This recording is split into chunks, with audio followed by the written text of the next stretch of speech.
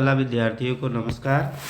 अब एक सिलेबस का अगला पार्ट जो है ये हमने बताया मध्यकालीन चित्रकला में पूर्व मध्यकाल की गुफा है और मंदिर है, और इसमें जो है पाल शैली भी है और जैन शैली भी है।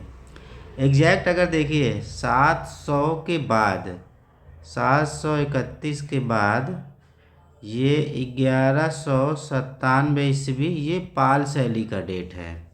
ठीक, और इसके जस्ट बाद यानी कि 12वीं शताब्दी से जैन शैली की शुरुआत हो जाती है।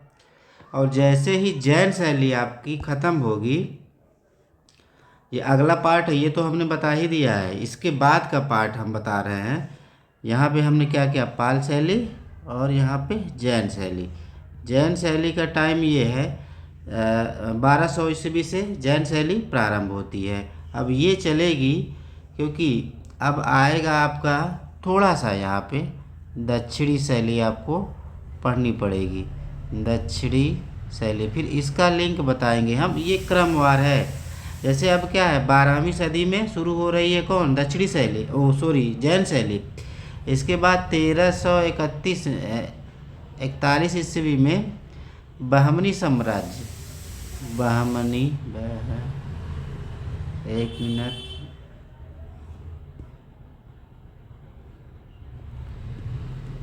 बहमनी साम्राज्य।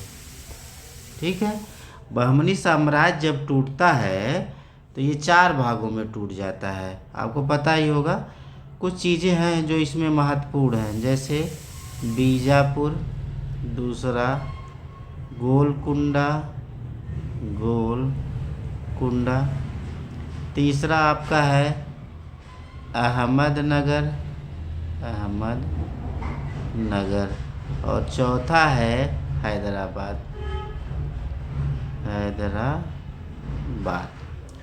इसमें ज़्यादा कुछ नहीं पढ़ना है। बीजापुर में एक ग्रंथ का चित्रण हुआ है, वो पढ़ना है, और 2-3 चित्र हैं। ठीक है, रागमाला, हाथी का चित्र, सघन वन में खड़ी स्त्री, ये बीजापुर का है। 3 पॉइंट। गोलकुंडा में है 4 मीनार, आपको ये स्थापत्य कला पढ़ना है। दीवाने हाफिज ग्रंथ का चित्रण हो रहा है, ये पढ़ना है।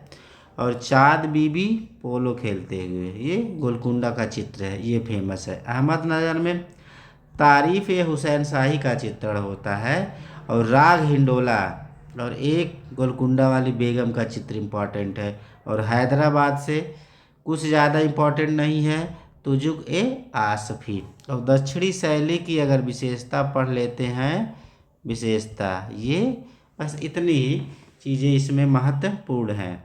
अब आएंगे हम लोग राजस्थानी शैली, ये बड़ा है राजस्थानी शैली।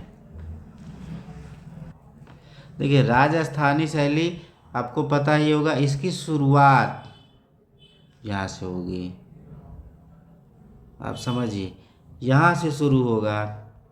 ये हो गया आपका जैन शैली का उजला हुआ रूप, आपको पता ही होगा राजस्थानी शैली में दिखाई देता है। और इसका जो टाइम है 1550 से 19वीं शताब्दी तक इसका टाइम है। सबसे महत्वपूर्ण राजस्थानी शैली में क्या है, ओवरऑल राजस्थानी शैली की विशेषता, ये आप जरूर जानिए। ये ओवरऑल राजस्थानी शैली की विशेषता पहले पढ़िए। जैसे क्या है, राजस्थानी शैली का पूरा क्षेत्र क्या है, राजस्थानी शैली की खोज कब हुई, ओवरऑल राजस्थानी शैली की विशेषता क्या है, चित्रण विधि क्या थी, धरातल का प्रयोग, चित्रण विषय क्या थे, ओवरऑल ये चीज़ें आपको पढ़नी है। और किसने क्या कहा, जैसे यदुनाथ सरकार ने क्या कहा राजस्थानी शैली को, कर्नल टाड ने क्या कहा, अंग्रेज़ों ने क्या कहा, और फिर आते हैं ओवरऑल राजस्थानी शैली का चित्रण विषय। ठीक, ये सबसे महत्वपूर्ण है। पूरी ओवरऑल राजस्थानी शैली की विशेषता, पूरी मुगल ओवरऑल शैली की विशेषता, पूरी पहाड़ी शैली की ओवरऑल विशेषता से प्रश्न आते हैं। और अगर पूरी शैली की विशेषता अगर आप जानते हैं तो ये पहाड़ी और राजस्थानी अगर आप बारीकी से पढ़े हैं तो उसमें पता चलता है कि राजस्थानी में ये चीज़ें हैं, पहाड़ी शैली में ये नहीं है। और मुग़ल शैली में जो है वो राजस्थानी शैली में नहीं है। अब इसीलिए कहा ही जाता है कि राजस्थानी शैली का जो जन्म हुआ है वो कैसे हुआ, जैन शैली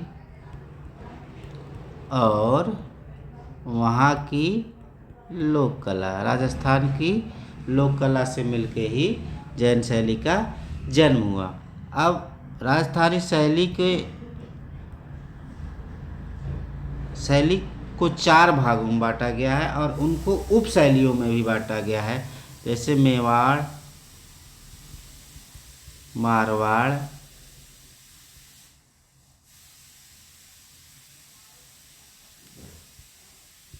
ढूंढार, हड़ौती। ठीक, ये है, ये सबसे महत्वपूर्ण है। ये पूरी राजस्थानी शैली की 4 शैलियाँ हैं और इनकी कई उप शैलियाँ हैं। जैसे मेवाड़ शैली का सबसे महत्वपूर्ण स्थान उदयपुर था, तो एक उदयपुर शैली कहिए चाहे मेवाड़ शैली कहिए। इसके बाद आता है नाथ द्वारा शैली, फिर आता है देवगढ़ शैली। ठीक, ये मेवाड़ शैली की उप शैली है। ये सबसे पहला काम ये देखना है। फिर इसके बाद आएंगे मारवाड़ का प्रसिद्ध स्थान जोधपुर। एक तो जोधपुर शैली, किशनगढ़ शैली, अजमेर शैली, नागौर शैली और बीकानेर शैली। फिर आएंगे ढूंढार का जयपुर शैली, उनियारा शैली, शेखावटी शैली। हड़ौती में आएंगे, हड़ौती शैली में कौन कौन सी होंगी, कोटा, बूदी, झाला, वाड़ शैली।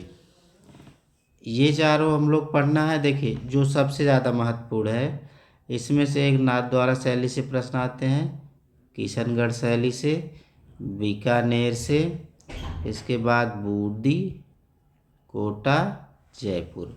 जयपुर, कोटा और बूदी, इतने से ही आपके प्रश्न बन जाएंगे। अब इसमें देखिए क्या क्या पढ़ना है। जैसे कोई एक शैली ले लीजिए, क्या पढ़ना है ये आप समझिए। उस शैली के राजा और वह किस वंश के थे, ये इम्पोर्टेंट है। मतलब कोई राजा ने प्रारंभ किया होगा, किसी के समय स्वर्णकाल पे पहुंची होगी, किसके समय कौन सा चित्र बना, किसके समय कौन सा चित्रकार काम करता था, या उसके अलग अलग राजा के शासनकाल में किस राजा के शासनकाल में कौन कौन सी विशेषता विशेष है, ये पढ़ना है। राजवंश पढ़ना है, चित्रण विषय पढ़ना है, कलाकारों का नाम पढ़ना है, कलाकारों द्वारा बनाए गए चित्र और अगर संग्रहित है तो वो, और इसके बाद ये विशेषता। कोई भी शैली आप पढ़िए। जैसे मान लीजिए नाथ द्वारा शैली की पढ़नी है तो वही किस राजा के शासनकाल में प्रारंभ हुआ और वह राजा किस राजवंश से संबंध रखता था, उसके समय नाथ द्वारा शैली समय चित्रण विषय क्या था, कलाकार कौन कौन से थे जो चित्र बनाते थे, और वह चित्र अगर कहीं संग्रहित है तो वो, और ये ओवरऑल क्या है वो विशेषता। जैसे किशनगढ़ शैली में यही सारी चीज़ें सेम पूरे जो है आपको पढ़ने पड़ेंगे ये पूरी राजस्थानी शैली में।